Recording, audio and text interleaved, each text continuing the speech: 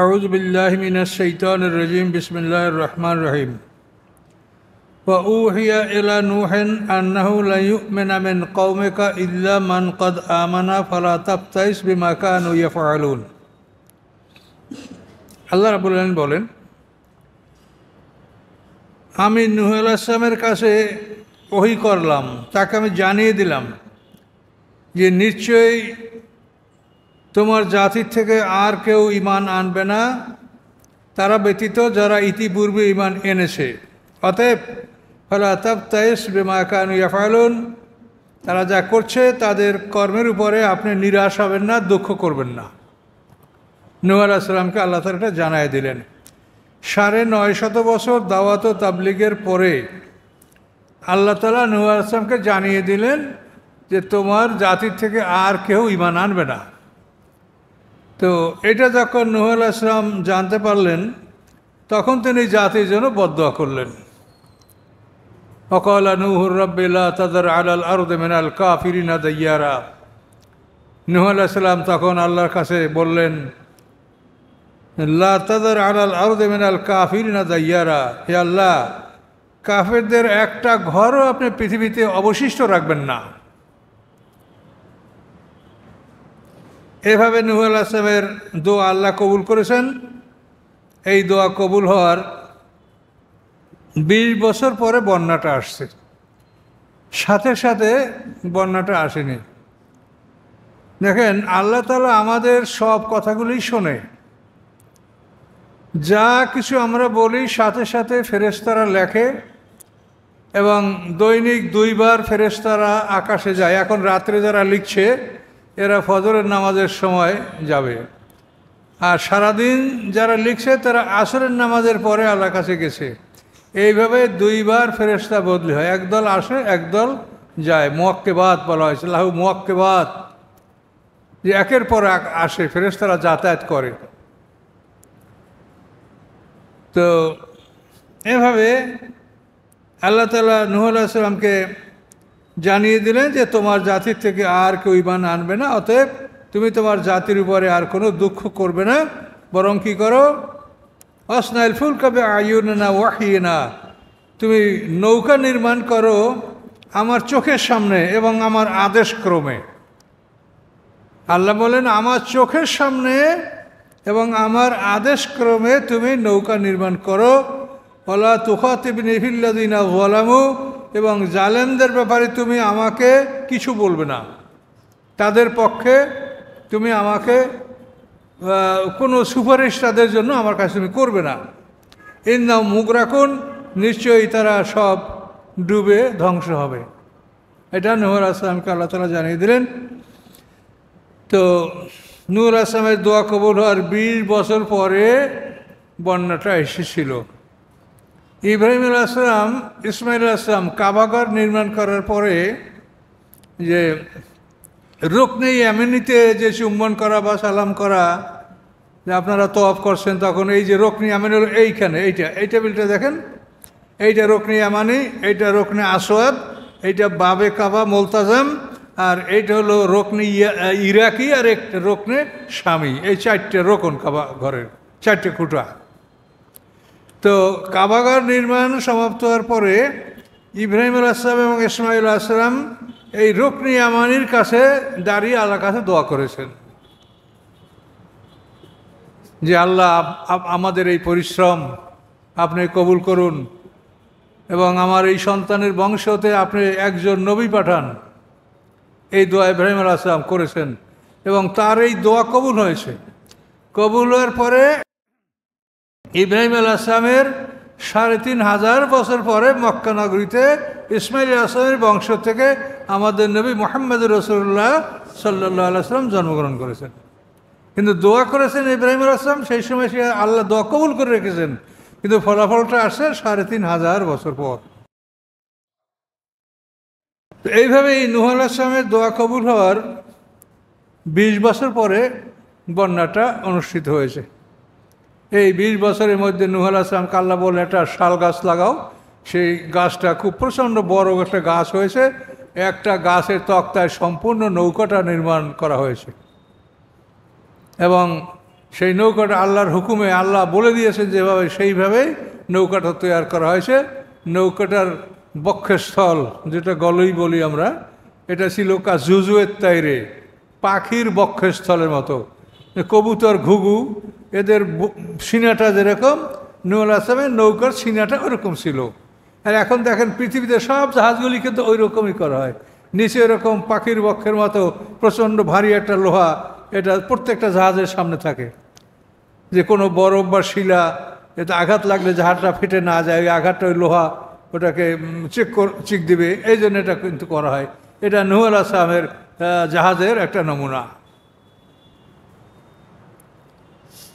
অনেক কথা আছে তাফসিরে, আমরা অতগুলো কথা বলতে চাই না। তাফসিরে আছে যে নূহ আলাইহিস সালামের নৌকার যে চৌকাঠ, দুই সাইডে যেটা থাকে শক্ত কাঠ, স্বাভাবিক তক্তার ওপরে দুই সাইডে কিন্তু দুইটা চৌকাঠ থাকে, চারটা।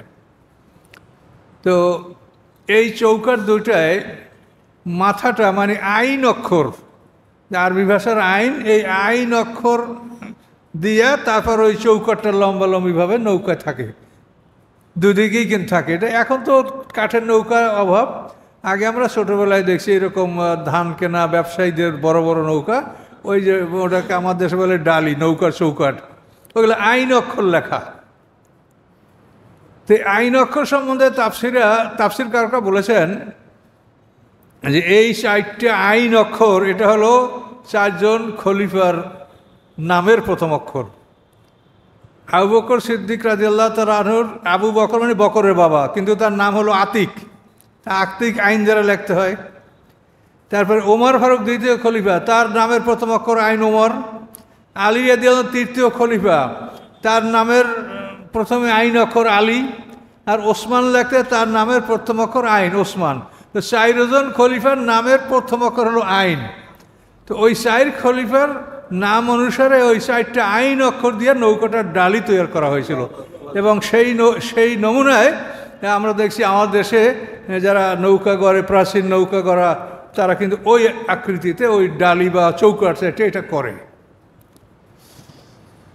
তো তাফসিরে অনেক কথা বলা আছে যে এই নৌকার প্রত্যেকটা তক্তে এক একজন পয়গম্বরের নাম লেখা ছিল।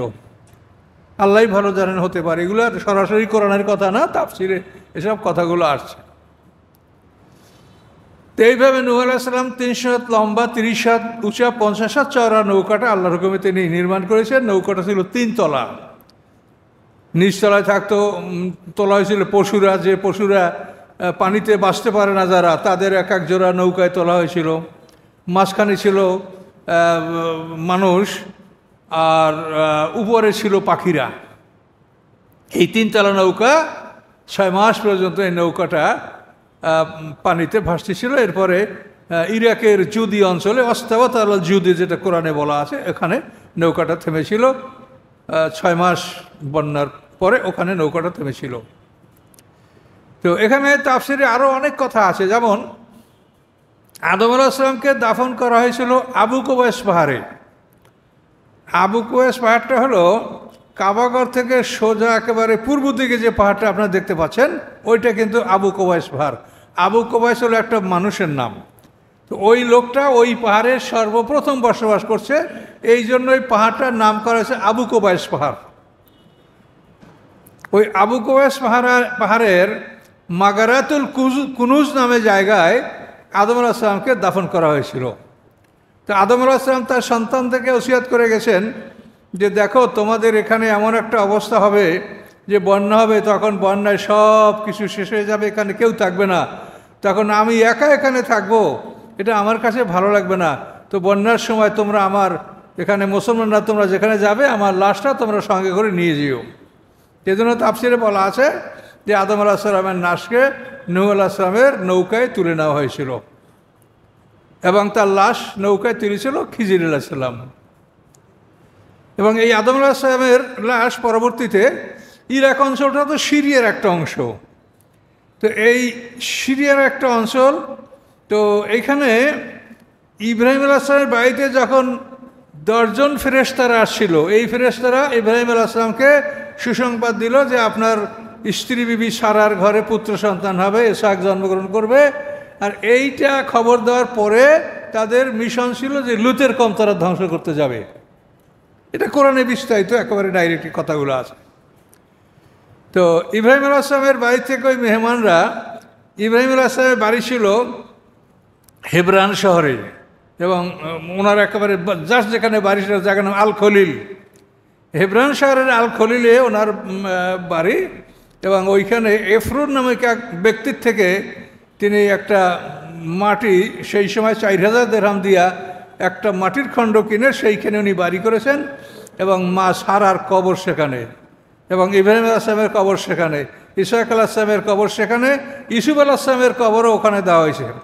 মিশর থেকে যখন বনী ইসরাঈলরা আসে, এটা শুনছেন আপনারা কাহিনী, তখন তারা ইউসুফ আলাইহিস সালামের লাশকে নিয়ে আসছিল না, তো ইউসুফ আলাইহিস সালামকে ওখানেই কবর দেওয়া হয়েছে। ইব্রাহিম আলাইহিস সালামের বাড়ি আল খলিল যেখানে, এখানে। তো আদম আলাইহিস সালামের কবর সম্পর্কে এতটুকু আমরা তথ্য পাই তাফসিরে, যে ওই 10 জন ফেরেশতা যখন তারা ইব্রাহিম আলাইহিস সালামের বাড়ি থেকে রওনা হয়ে গেল লুতের কওমের দিকে, তখন তাদেরকে, যে ইব্রাহিম আলাইহিস সালাম, এটাকে আরবিতে মাসাইয়াত মানে সিয়ব, তাদেরকে বিদায় করা। তো এই বিদায় করার জন্য যখন ইব্রাহিম আলাইহিস সালাম ফেরেশতাদের সামনে কিছু দূর অগ্রসর হয়েছে, তখন ওই ফেরেশতারা বলছে যে এইখানে আপনার পিতা আদম আলাইহিস সালামের কবর, আপনি সালাম করুন। তখন ইব্রাহিম আলাইহিস সালাম সেখানে সালাম করেছেন, কিন্তু এই জায়গাটা এখন কেউ বলতে পারবে না যে জায়গাটা কোথায়, কিন্তু এটা সিরিয়া অঞ্চলে, এটা নিশ্চিত। ওইখানে আদম আলাইহিস সালামের দ্বিতীয়বারে ওইখানে তাকে কবর দেওয়া হয়েছে। তো আল্লাহ ভালো জানে, তাফসিরের কথাগুলো আমরা 100% গ্যারান্টি দিয়ে বলতে পারি না, তবে তাফসির এগুলো আছে। আল্লাহ বলেন ওয়াসনাউল ফুলক, তিনি নৌকাটা বানালেন, কুল্লামা মাররা আলে মালামেন কওমি সাকিরু মিনহু, এবং যখনই ওই নৌকার নিকট থেকে নেতারা পথ অতিক্রম করত নূহ আলাইহিস সালামের জাতির, সাকিরু মিনহুম, তখন এই নৌকাটা নিয়ে তারা উপহাস করত, ঠাট্টা করত। যেখানে এক ঢোক পানি পাওয়া যায় না পান করার জন্য, সেইখানে নৌকাটা মরুভূমিতে এটা চালাবে উনি। কেউ বলে আপনি একদিন ছিলেন নবী, এখন হইলেন কাঠমিস্ত্রি, নানান রকম ঠাট্টা করত। এবং ঠাট্টার একটা আরও খারাপ ইতিহাস আছে, সেগুলি দুর্বল সূত্রের, না বলাই ভালো, আর বললে আপনাদের ভালো লাগবে। সেই ইতিহাসটা হলো যে এই নৌকাটা নিয়ে তার উপহাস করতে, এটা কোরআনে বলা আছে। তো উপহাসটা এই পর্যায়ে ছিল, শেষ পর্যন্ত তারা নৌকার সাথে একটা সিঁড়ি লাগাইয়া ওইটাকে তারা মলত্যাগ করার জন্য পায়খানা বানাইছে। তুমি এইটা চড়িয়ে বাসপা আমরা ডুবিয়ে যাবো, যা এটা আমরা সবাই পায়খানা করব। এখন নৌকায় তারা পায়খানা করছে, তাদেরকে ঠেকাবার ক্ষমতা নূহ আলাইহিস সালামের নাই। এখন এইভাবে নৌকাটা পায়খানা করে করে তারা বোঝাই করছে।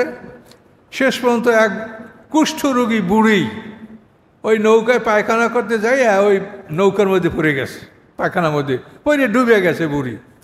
ডুবে যায় যখন ওই বুড়ি নৌকা থেকে কোনো রকম উঠছে, ওঠার পরে তার কুষ্ঠরোগ ভালো হয়ে গেছে। এখন সবাই ধরছে যে তুমি কি ঔষধ ব্যবহার করলা, এই রোগের পৃথিবীতে কোনো ঔষধ নাই, তুমি কেমন করে ভালো হয়ে গেল বলো।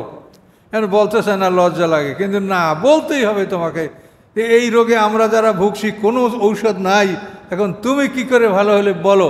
শেষ পর্যন্ত বলছে যে আমি আসলে নূহ আলাইহিস সালামের নৌকার মধ্যে পায়খানার মধ্যে পড়ে ডুবে গেছিলাম, তাতে আমার এই কুষ্ঠরোগ ভালো হয়ে গেল। এখন সে তাই নাকি, এটা তো ঔষধ, তাহলে আমরা চলো সবাই মিলে এই ঔষধ আমরা সংরক্ষণ করি। তো এরপরে ওরা এই ঔষধ সংগ্রহ করতে করতে, মানে একটা জাতি তো বহু লোক, করতে করতে শেষ পর্যন্ত সব মল আবার ওরাই পরিষ্কার করে নিয়ে গেল, এবং শেষ পর্যন্ত নৌকা ধুইয়াও নিতে লাগলো, যারা মানে যারা আর পাচ্ছে না তারা। তো এইভাবে যারা নৌকাটাকে অপবিত্র করছিল, আল্লাহ একটু কৌশল অবলম্বন করিয়া তাদের দ্বারাই আবার নৌকাটাকে সাফ করায় নিলেন। তো এখানে কোরআনে আছে এতটুকু ইশারা যে তারা ঠাট্টা করেছে। তো ঠাট্টার এ পর্যায়েও তাফসীর কাকা বলেছেন যে ঠাট্টার এ পর্যায় পর্যন্ত তারা এই নৌকাটি না করেছে, হতে পারে। আল্লাহ বলেন, পয়গম্বর বললেন, এন তাসখারু মিন্না, যদি তোমরা আমাদের সাথে উপহাস করো, ফাইন্না নাসখারু মিনকুম কামা তাসখারুন, আমরা উপহাস করব তোমাদেরকে যেভাবে তোমরা আমাদেরকে উপহাস করছো। ফাসাওফা তা'লামুন, অচিরেই তোমরা জানতে পারবে, মাইয়াতিহি আযাবুন ইউখজি, কার কাছে আসে, কাদের কাছে আসে এমন শাস্তি যে শাস্তি তাদেরকে অপমান করে ছাড়বে। ওই হিল্লু আলাই আযাবুম মুকিম, এবং উন্মুক্ত হবে, খুলে যাবে তার উপরে চিরস্থায়ী শাস্তি। এই উপহাসের কথা, তাফসিরে এই কথা বলা আছে যে দোজখবাসীরা ফেরেশতার মালিক ফেরেশতার কাছে বলবে যে আমাদেরকে বের হতে দেন, আল্লাহর কাছে বলেন একদিনের শাস্তি কমাই দেওয়া হোক, বিভিন্ন রকম অন্যায় বিনয় করবে, তো কোরআনে আছে সব। তো একবার ফেরেশতারা কী করবে, জাহান্নামের গেট খুলে দিয়া বলবে যাও তোমার বাইরে হয়ে যাও। তো ওরা দৌড় দিয়ে যখন গেটের কাছে আসবে তখন ঘাট করে দরজাটা আটকে যাবে, আর কেউ বাইরে হতে পারবে না। তো এই দৃশ্য দেখে মুসলমানরা হাসবে। তো এই আছে তাফসিরে এটা লেখা আছে যে তোমরা আমাদেরকে উপহাস করছো, আমরাও সেই দিন তোমাদেরকে নিয়ে উপহাস করব, যে তোমরা দোজখ থেকে পালাবার চেষ্টা করবে, দরজা খুলে আবার হঠাৎ করে দরজা বন্ধ করে দেওয়া হবে, তোমরা কেউ পালাতে পারবে না।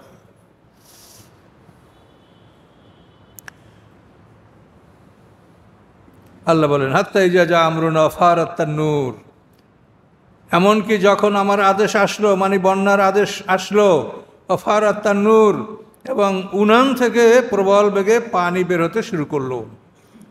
আমরা তন্দুর রুটি খান না, তন্দুর, এই তান্নুর শব্দটাই কোরআনের শব্দ, এর থেকে আমরা তন্দুর রুটি খাই। তান্নুর এটা হলো চুলা। তো এই চুলার থেকে প্রবল বেগে, মানে ইংরেজিতে শব্দ লেখা আছে গাশ আউট, মানে প্রবল বেগে পানিটা বের হয়েছে এখান থেকে। তো এই চুলা সম্পর্কে বলা আছে যে মা হাওয়া একটা পাথরের চুলা ব্যবহার করতেন, সেই চুলাটা এদের কাছে ছিল, এবং সেই চুলার থেকেই সর্বপ্রথম পানিটা প্রবলভাবে বের হতে শুরু করেছে। এবং আল্লাহ বলে দিলেন যে তুমি বুঝতে পারবে যে এখন এই বন্যার সূচনা হয়েছে। আল্লাহ বলেন কুল নাহমেল, আল্লাহ বলেন কুলনাহ, আমি বললাম ইহমেল, মানে তুলো, ফিহা, ওই নৌকায়, মিনকুল্লে জাউজেনে, সকল জোড়া হতে দুটা, সকল জোড়া, প্রাণী তো জোড়া জোড়া, সকল জোড়া হতে দুটো, একটা না একটা পুরুষ, এটা তোমরা তোলো। ওয়াহলাকা, এবং তোমার পরিবার পরিজনকেও তোলো, কিন্তু ইল্লামান সাবাকা আলাইহিল কওল, তাকে তোমরা তুলতে পারবে না যার উপরে ইতিপূর্বে আল্লাহর বাণী চূড়ান্ত হয়েছে যে সে ধ্বংস হবে, তাকে তুলতে পারবে। নূহ আলাইহিস স্ত্রী আর তার ছেলে কেনান, এই দুইটা লোক তার পরিবারভুক্ত, পরিবার মধ্যে তারা নৌকায় উঠতে পারে নাই। অমান আমান, এবং যারা ঈমান এনেছে তাদেরকে তোলো, তোমার পরিবার আর যারা ঈমান এনেছে তাদেরকে তোলো। অমা আমানা মাহুল্লা কালিল, তার সাথে খুব সামান্য সংখ্যক ছাড়া কেউ ঈমান আনেনি। 80টা পরিবার মাত্র ঈমান এনেছিল, আর অন্যরা ঈমান আনে নাই। দেখেন আমাদের যে উম্মতে মুহাম্মদীর বয়স কম, এটা কিন্তু আল্লাহর রহমত। এই বয়স কম হওয়ার কারণে আমরা 50 পার হয়ে যাওয়ার পরেই সবাই মৃত্যুর কথা ভাবতে থাকি, যে আমার সংকেত এসে গেছে, সিগন্যাল এসে গেছে, দাড়ি পাকছে, চুল পেকেছে, এই দাঁত পড়েছে, এই ব্যথা শুরু হয়েছে। আমাদের একটা সিগন্যাল আসলে আমরা মৃত্যুর জন্য ভাবি, এবং মৃত্যুর কথা এজন্য আমাদের ঈমানটাও আস্তে আস্তে একটু মজবুত হতে থাকে। আর যারা শত শত বছর বাঁচে তাদেরও মৌয়াত কবে আর কবর কবে ওগুলো মনেই আসে না। কি হয়েছে এত সকালে? 200-500 বছর পার হোক, নূহ আলাইহিস সালাম তো 950 বছর তাবলীগই করেছেন, কোরআনে যেটা বলা আছে।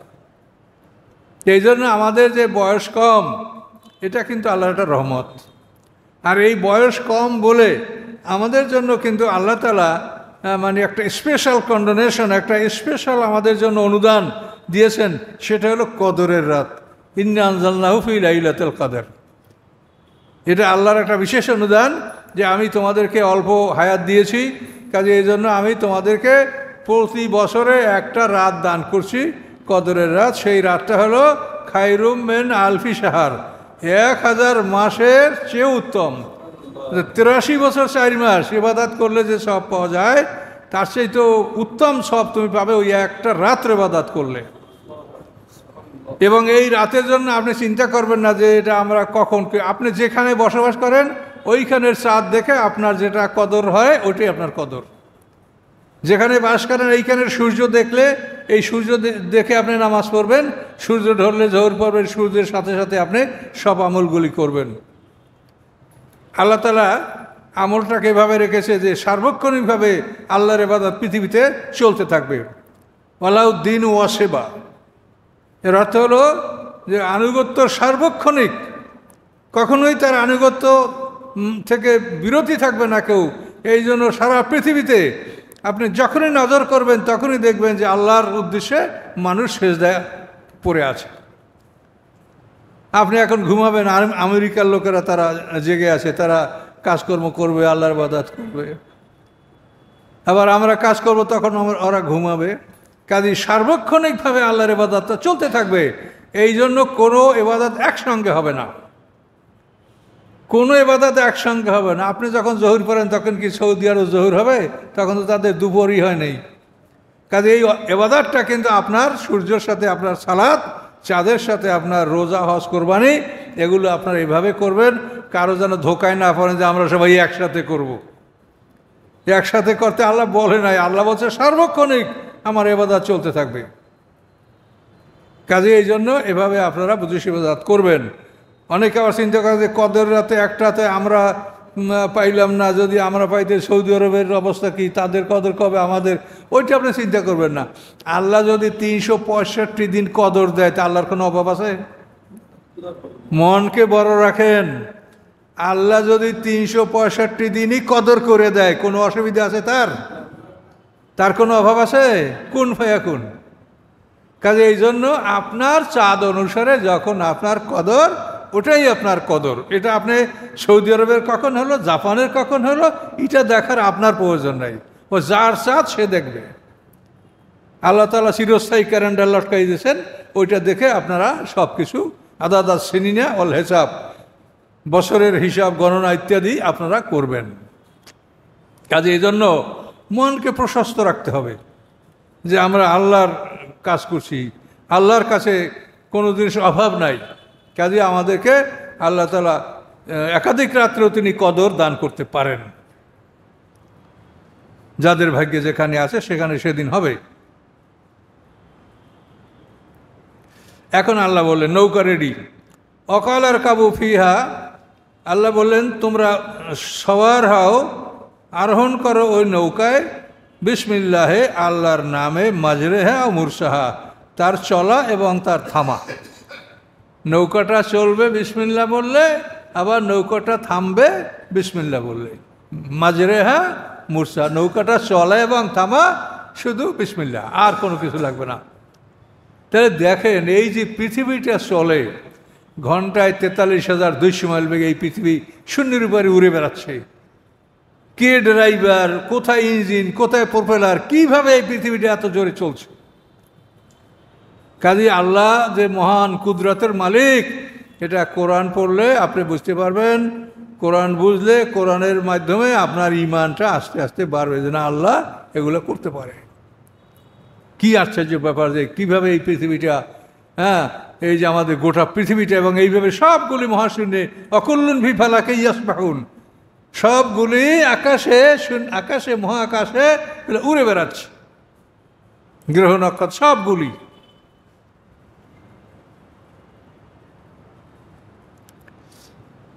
ইন্না রব্বি লাগাফুরুর রহিম, নিশ্চয়ই আমার রব অবশ্যই ক্ষমাশীল, দয়াময়।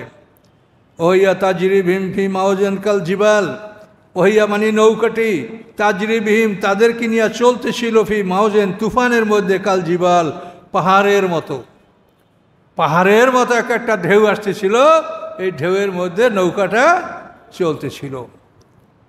যে আরব দেশে এক ফোঁটা পানি পাওয়া যায় না পান করতে, আল্লাহ তাআলা সেই আরব ভূমিতে এমন বন্যা দিলেন যে পাহাড়ের উপরে পানি চলে আসছিল। কোনো কোনো তাফসীরে রাখতে পাহাড়ের উপরে 40 হাত পানি হয়েছিল। আর এই তুফানগুলি যে বড় ঢেউ তুফানের, এটা তো অনেক গভীর পানি, না হলে তো পাহাড়ের মতো বড় বড় ঢেউ হবে না। কাজে এটা বোঝা যায় যে পানিটা খুব অতি গভীর পানি সৃষ্টি হয়েছিল আরব অঞ্চলে।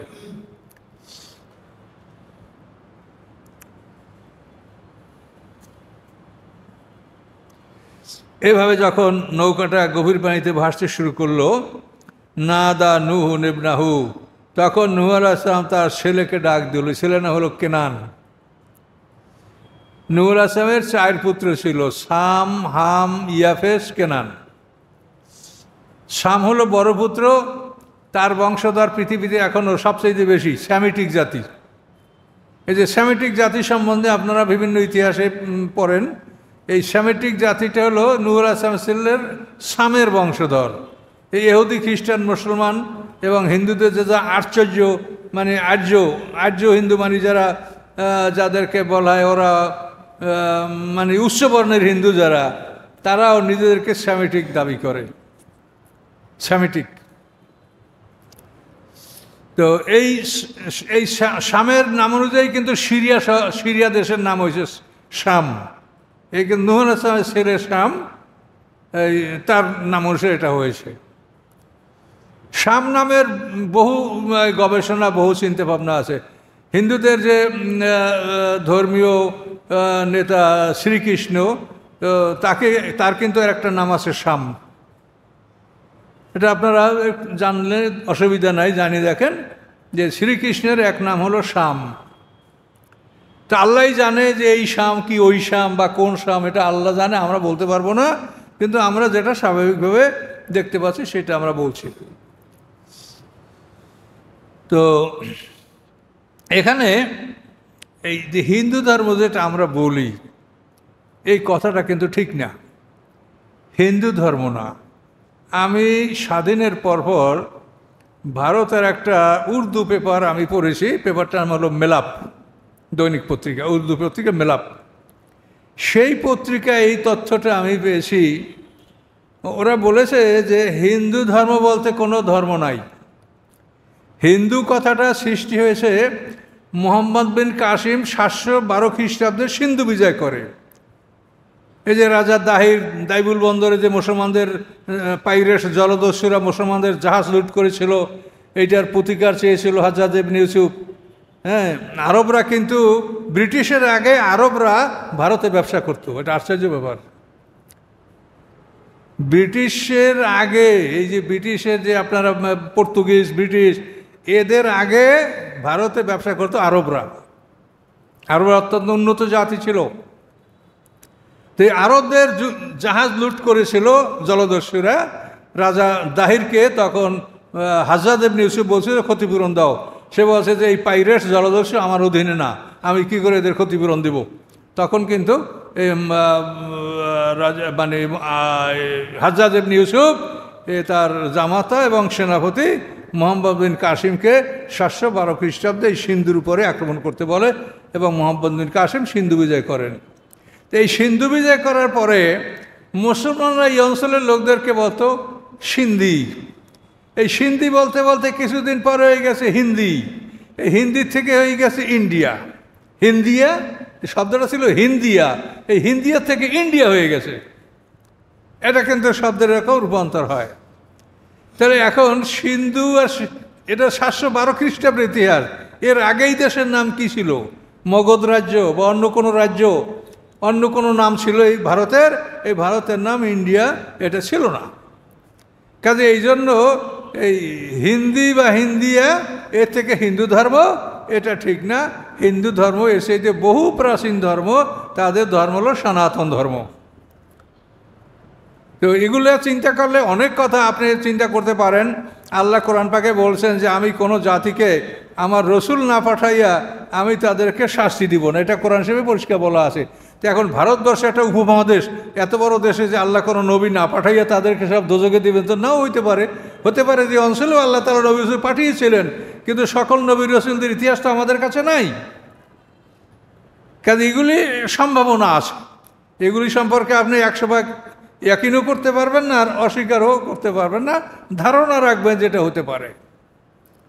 তো যাই হোক, ওইখান থেকে আমি আমার কথাটা মনে আছে, ইন্ডিয়ান পত্রিকা মেলাপ, ওখানে এই কথাটা বলা আছে যে আসলে হিন্দু বা হিন্দুস্তান এটা ওই শুধু সিন্ধু প্রদেশ থেকে এই নামটা ছড়াইছে। এর থেকে সিন্ধু নদী, ওই যে সিন্ধু নদী মানে পাকিস্তানের সর্বশ্রেষ্ঠ নদী, এই নদীটা হলো সিন্ধু নদী। যেমন আমাদের বাংলাদেশে পদ্মা, যমুনা, মেঘনা বড় নদী, ওদের হলো সিন্ধু নদী। এই সিন্ধু নদী, এই সিন্ধু প্রদেশের কারণে নদীর নাম সিন্ধু নদী। এই নদীটা একেবারে মানে ভারতের ওই শেষ প্রান্তে, পাকিস্তানের শেষ প্রান্তে কারাকরম হাইওয়ে পর্যন্ত এই নদীটা বিস্তৃত। এবং এই নদীরই শাখা হলো এই যে পাঞ্জাব। পাঞ্জাব শব্দের অর্থ কী? পাঞ্জাব শব্দের অর্থ পাঞ্জে আব, পাঁচটা পানি, শতদ্রু, বিপাশা, ইরাবাগা, চন্দ্রাবতী, বিতস্তা, এই পাঁচটা নদী। পাঞ্জে আব, পাঁচ মানে পাঁচ, আর আব মানে পানি, পাঁচটা পানি। এই পাঁচটা নদীর নাম অনুসারে ওই অঞ্চলের নাম হলো পাঞ্জে আব বা পাঞ্জাব। এখন পাঞ্জাব আর বলে না, পাঞ্জাব। এখন এই পাঞ্জাব ওদের অর্ধেক আর এদের অর্ধেক।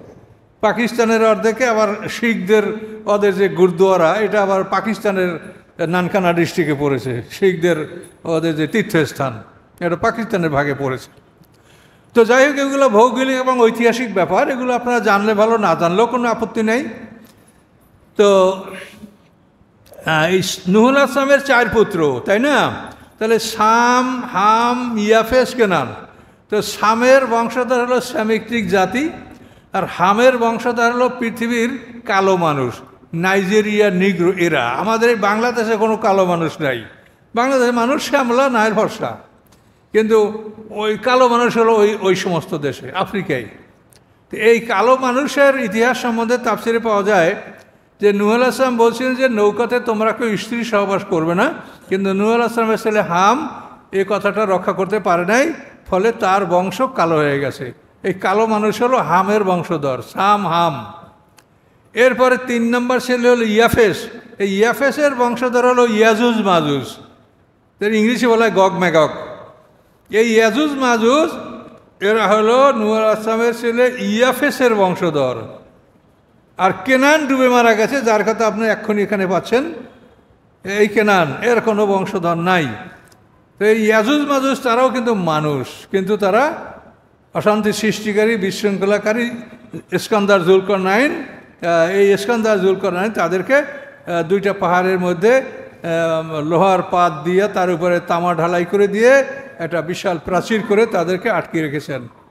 প্রাচীরটা 3 মাইল লম্বা, 2টা পাহাড়ের মধ্যে 3 মাইল লম্বা, 200 হাত উঁচা, 50 হাত চওড়া। প্রাচীরটা 200 হাত উঁচা, 50 হাত চওড়া, 3 মাইল লম্বা।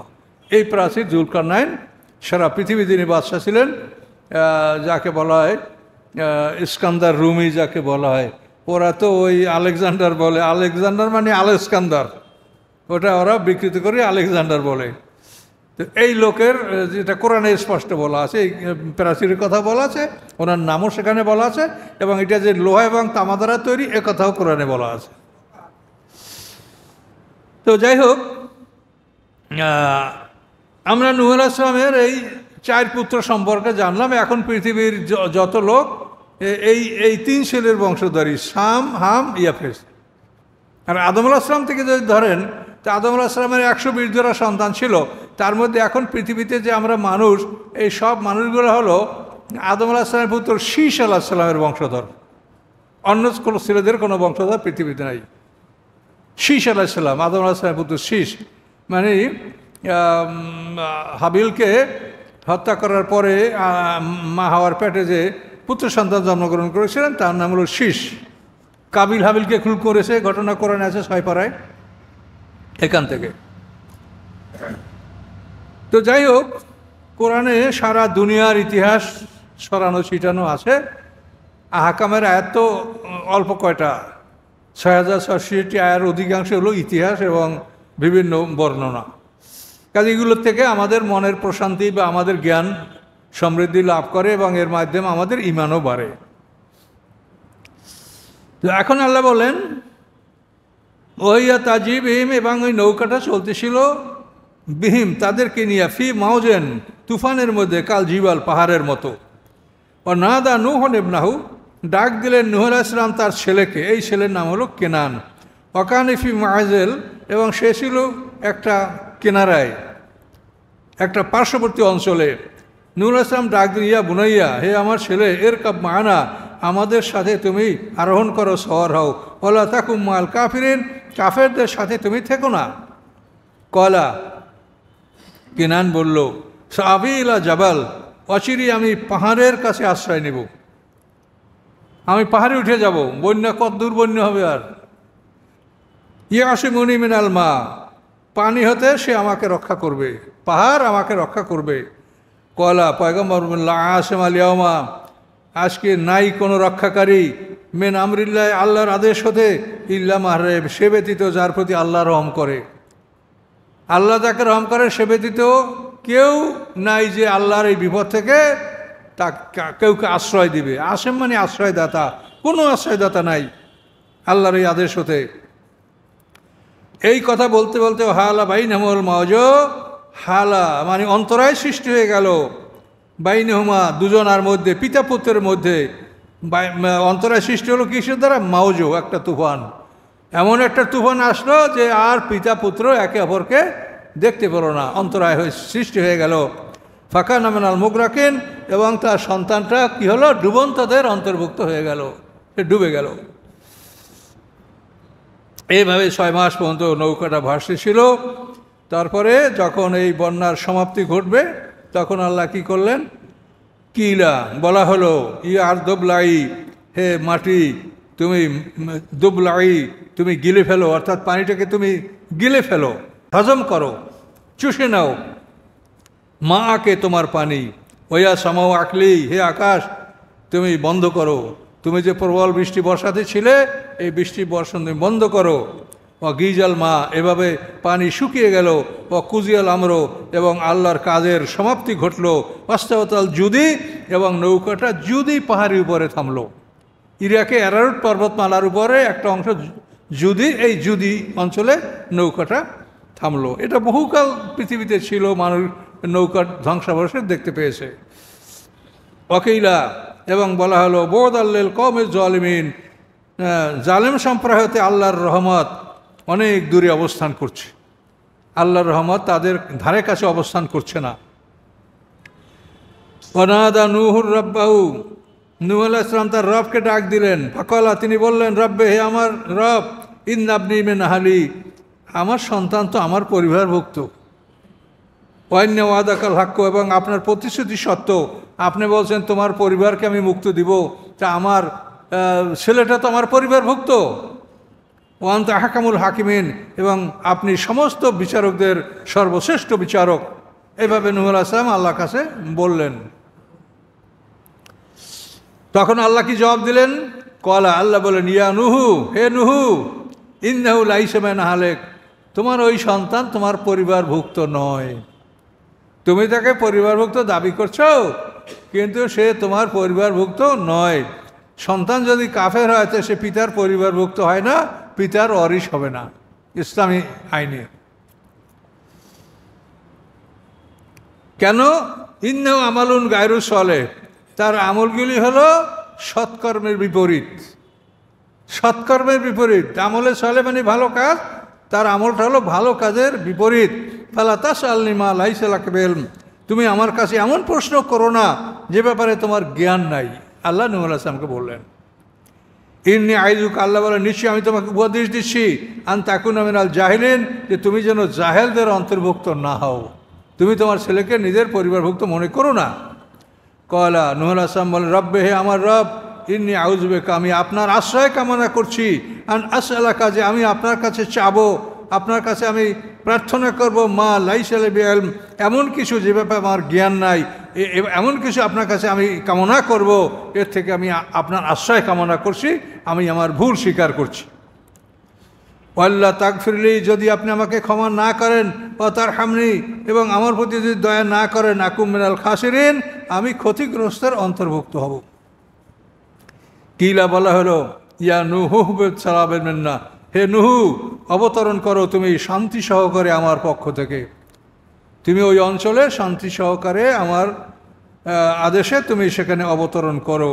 বারাকাতুন আলাইকা, এবং তোমার উপরে আল্লাহর রহমত এবং বারাকাত, ওয়ালা উমামেন, এবং ওই জাতিগুলির উপরে বারাকাত, মিম্মাম মাআকা, যারা তোমার সাথে আছে তাদের প্রতিও আল্লাহর রহমত এবং বরকত। বা উমামুন, এবং এদের মধ্যে থেকে এমন কতগুলি দল সৃষ্টি হবে, সানু মাত্তিহুম, যে আমি তাদেরকে পৃথিবীর ভোগবিলাস দান করব। সুম্মা ইউমাসসুম মিন্না আযাবুন আলিম, তারপর তাদেরকে আমার পক্ষ থেকে বেদনাদায়ক শাস্তি স্পর্শ করবে। এই যারা নৌকার থেকে অবতরণ করবে এদের মধ্যে একদল এরকম হবে যারা আমার শাস্তি ভোগ করবে। আল্লাহ বলেন তিলকা মিন আম্বায়েল গায়েব। এই সব বলার পরে এখন আল্লাহ এইগুলি হলো গায়েবের খবর। নুহিহা ইলাইকা, এই খবরগুলি আপনার কাছে ওহির মাধ্যমে আপনাকে জানিয়ে দিয়েছি। মা কুনতা তা'লামুহা, আপনি এটা জানতেন না। আনতা ওয়ালা কাউমুকা, আপনিও জানতেন না, আপনার জাতিও জানতো না। কি জানতো? আরবরা জানতো যে এই নূহ আলাইহিস সালামের ঘটনা। তা আল্লাহ বলেন এগুলি আমি ওহির মাধ্যমে আপনাকে জানিয়ে দিয়েছি। কাজী কোরআন আল্লাহর ওহী, কাজী আপনিও জানতেন না, আপনার জাতি এটা জানতো না। মেন কবলে হাজা, এই ওহির পূর্বে, অর্থাৎ এই কোরআনের পূর্বে এটা আপনিও জানতেন না, আপনার জাতিও জানতো না। ফাসবের, ধৈর্য ধারণ করুন। ইন্নাল আকিবাতা লিল মুত্তাকিন, নিশ্চয়ই পরিণাম মুত্তাকিনদের জন্য। পরিণাম পরকাল এটা মুত্তাকিনদের জন্য, আপনি ধৈর্য ধারণ করুন। এভাবে আল্লাহ তাআলা এই কাহিনী বর্ণনা করার মাধ্যমে এটা প্রমাণ করলেন যে কোরআন আল্লাহর বাণী, মুহাম্মদ সাল্লাল্লাহু আল্লাহর রসুল। এই কথাগুলো তোমরাও জানতো না, সেও জানতো না, কাজে আমার ওহীর মাধ্যমে এগুলি তোমরা জানতে পারছো। কাজে কোরআন আল্লাহর বাণী। আমানতু বিল্লাহ।